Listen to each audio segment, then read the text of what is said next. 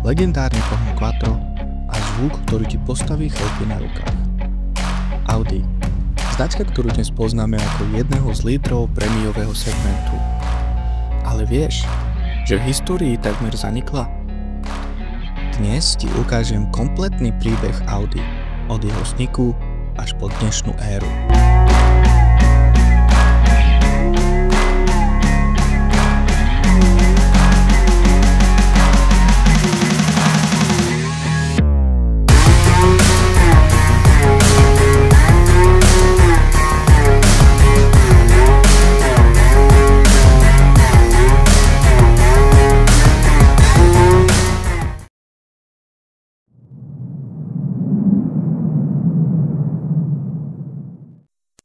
Tento príbeh sa začína v roku 1868, keď sa v malom nemeckom mestečku Winningen narodil August Horch.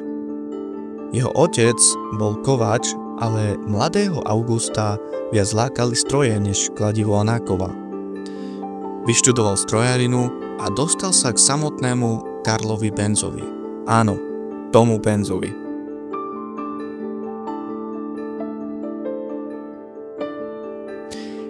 Ale Horch nebol typ, ktorý by sa uspokojil s tým, že pracuje pre niekoho iného.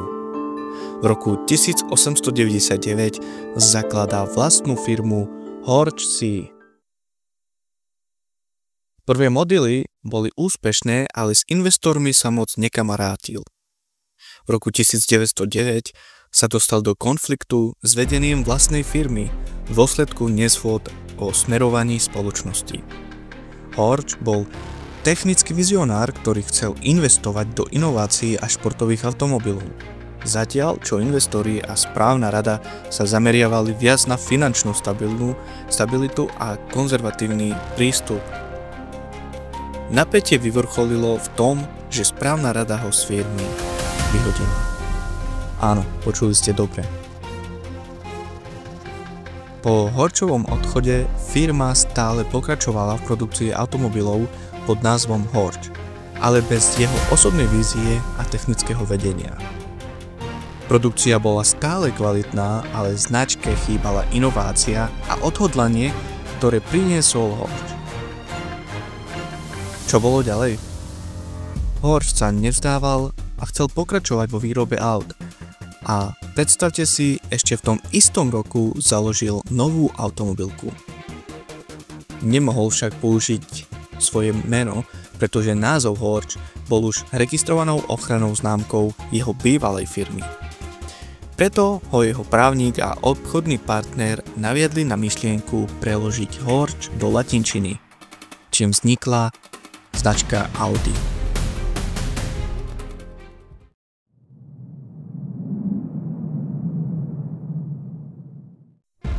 Audi typ A od roku 1910 až 1914. Tento model bol prvým automobilom, ktorý nesie meno Audi. Bol vyvinutý spoločnosťou Audi. Automobil Werk a predstavoval kompaktné vozidlo so 4 valcami a objemom 2,6 litra. Typ A mal výrazne ovplyvniť budúci vývoj značky. Audi typ B. Audi typ B bol následníkom typu A a bol vyvinutý v čase, keď už vypukla Prvá svetová vojna. Tento model mal viac modernizovaný motor a bol väčší a robustnejší. Bol tiež zameraný na pohodlie a bol považovaný za vysoko kvalitný automobil svojej doby. Audi nezačalo len tak priemernými autami. Už v roku 1912 prišiel model Audi typ C, Alpensinger, alpský víťaz. A tento názov si zaslúžil. Vyhrával preteky v rakúskych Alpách a postavil Audi na mapu. Ale potom prišla Prvá svetová vojna. Automobilky museli vyrábať vojenské vozidlá a sústrediť sa na potreby vojenského priemyslu. Audi, ktoré vyrábalo osobné vozidlá, sa preorientovalo na výrobu vojenských nákladných vozidiel, sanitiek a ďalších vojenských strojov. Týmto spôsobom sa automobilka podielala na vojenskom úsiliu rovnako ako mnoho iných výrobcov. A po vojne? Čo vám poviem? Ťažké časy. Audi sa dostalo do rúk DKV, ale skutočne veľká zmena prišla až v roku 1932. Audi sa spojilo s Horch, DKV a Wanderer a vznikla Auto Union. Presne tá značka, ktorá dnes tvorí DNA Audi.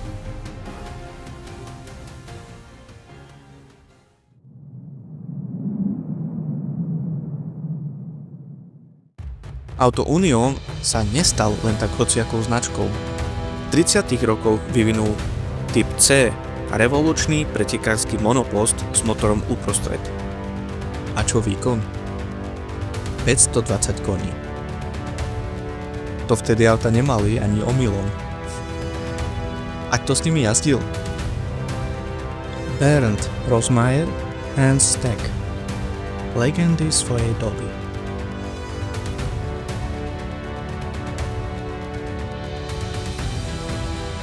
Audi typ C sa preslavil svojimi úspechmi v alpských pretekoch a ďalších horských závodoch v 30. rokoch.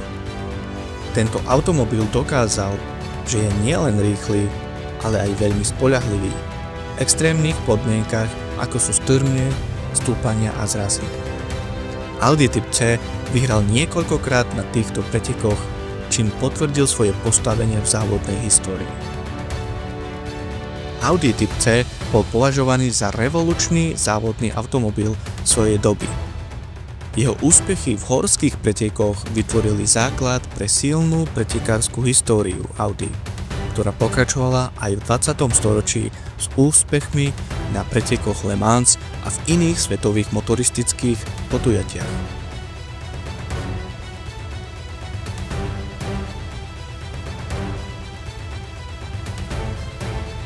Tento model je dnes považovaný za kľúčovú súčasť histórie Audi a bol jedným z tých, ktoré pomohli značke získať reputáciu pre výrobu výkonných a spoľahlivých závodných vozidiel. Žiaľ, druhá svetová vojna všetko zničila. Závody v Zwickau bombardovali a Auto Union skončil v troskách.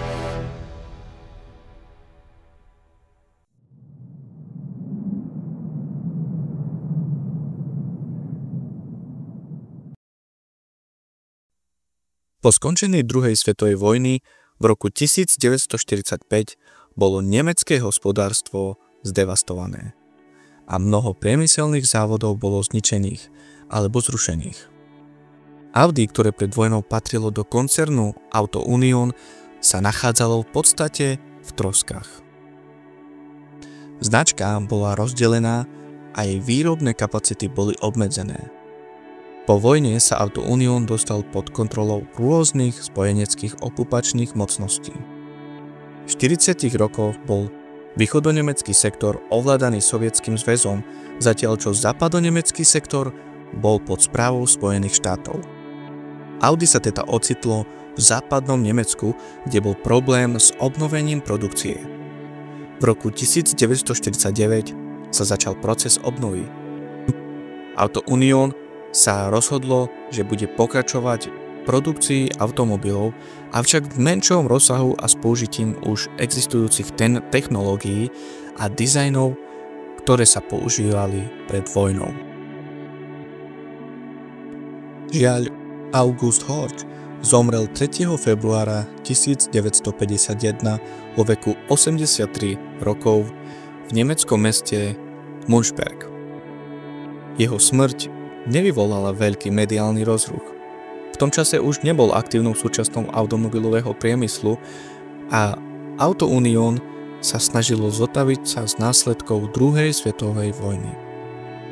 Hoci bol zakladateľom značky, jeho meno nebolo vtedy tak oslavované, ako je oslavované dnes.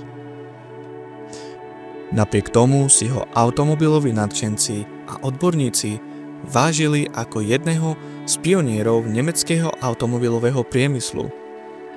Jeho odkaz sa však začal viac pripomínať až v neskorších desaťročiach. keď Audi opäť získalo prestíž a začala sa hlásiť k svojim koreňom.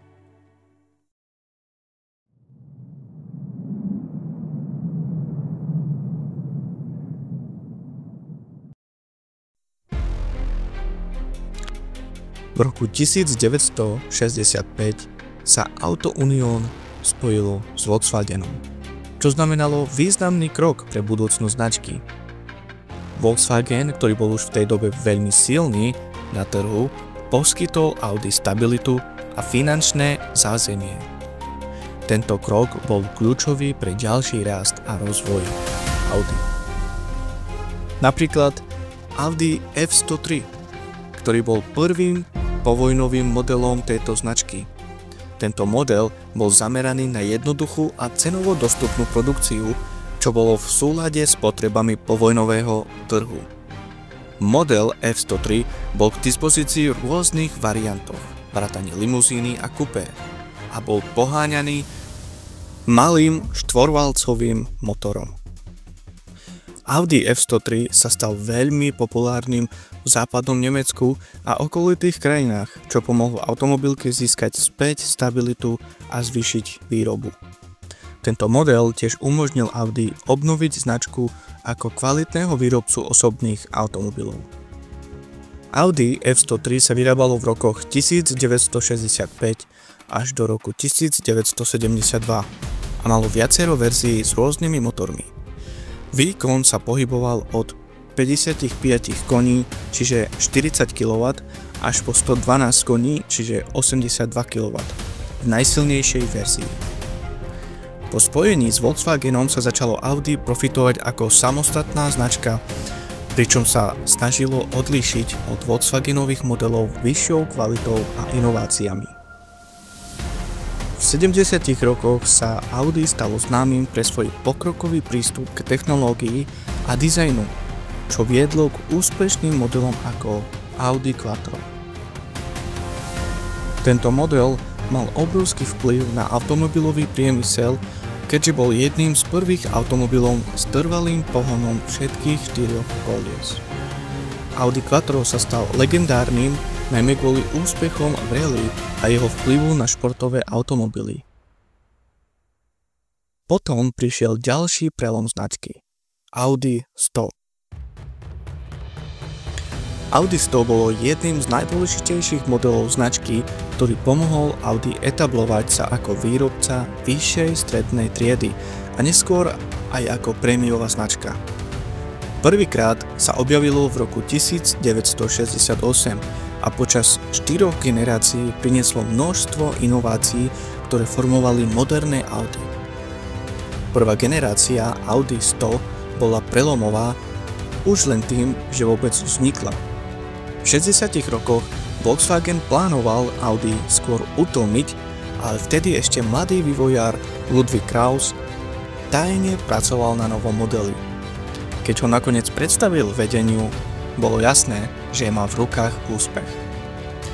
Audi 100 C1 prišlo v roku 1968 ako elegantný sedan a neskôr aj ako kupé, poháňaný štvorvalcovými motormi s objemom od 1,8 do 1,9 litra.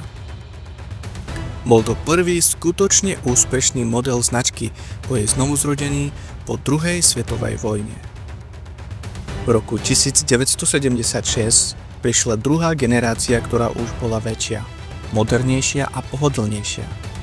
Práve v tomto období sa Audi rozhodlo experimentovať s 5-valcovými motormi, ktoré sa neskôr stali ikonou značky. Okrem toho sa objavila aj luxusnejšia verzia Audi 200, ktorá ponúkala silnejšie motory a viac výbavy.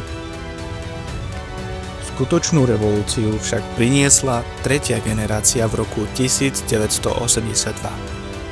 Audi 100 C3, ktoré sa stalo priekopníkom v aerodynamike, keď jeho koeficient odporu vzduchu dosahoval len 0,30, čo bolo na tú dobu neuveriteľné. Táto generácia tiež priniesla legendárny pohon Quattro, vďaka ktorému sa Audi definitívne zaradilo medzi technologicky najpokročilejšie značky. Práve model C3 v roku 1983 získal titul Auto roka a ukázal, že Audi môže konkurovať aj luxusným značkám. Posledná generácia Audi 100 prišla v roku 1990 a bola ešte modernejšia. Interiér bol výrazne kvalitnejší. Pribudli nové bezpečnostné prvky ako airbagy a ABS. Zákazníci si mohli vybrať nielen zádových 5 valcov, ale aj zo silnejších V6 motorov. Okrem toho sa objavila aj športová verzia Audi S4, ktorá ponúkala výkonnejší 2,2 litrový turbomotor. V roku 1994 sa Audi rozhodlo premenovať model na Audi A6, čím ukončilo éru Audi 100. Napriek tomu jeho odkaz žije dodnes, pretože práve tento model pomohol Audi preraziť medzi prémiových výrobcov a položil základy pre modernú A6, ktorá je dnes jedným z najdôležitejších modelov značky. Audi posunulo na úplne novú úroveň a postupne sa stalo jedným z lídrov v prémiovom segmente. V tomto roku značka premenovala model Audi 100 na Audi A6, čím zaviedla nový systém a označovania modelov. Zároveň prišiel Audi A8, ktorý nahradil Audi V8 a priniesol hliníkovú karosériu ASF, čo bola revolučná technológia. Koncom 90. rokov Audi posilnilo svoju športovú víziu RS. V roku 1999 predstavilo Audi RS4 a v roku 2002 prišlo legendárne Audi RS6 s dvojitým preplňovaním. V 2000. rokoch Audi začalo silnejšie konkurovať BMW a Mercedesu, pričom prišli nové modely ako Audi Q7. Bolo to prvé SUV značky v roku 2005. Audi R8, Supersport s motorom V8 alebo V10 a prvé dieselové biturbo motory. Po roku 2010 Audi začalo klásť dôraz na technológie ako virtuálny kokpit a LED svetlomety. Audi bolo prekopníkom v automobilovom osvetlení a prinieslo viacero revolučných noviniek. Prvé sériové úplné LED svetlá. To bolo v roku 2008.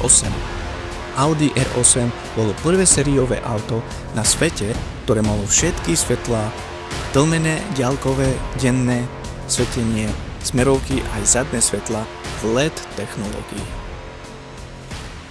Potom prišli Matrix LED svetlá v roku 2013. Audi A8.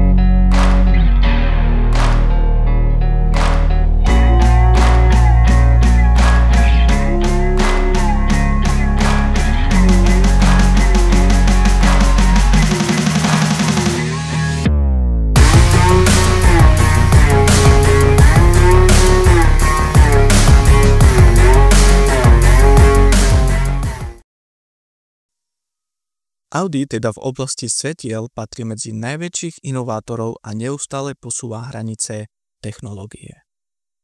Dnes je Audi jedným z troch hlavných prémiových výrobcov, neustále inovuje a postupne prechádza na elektromobilitu s modelmi Audi e-tron.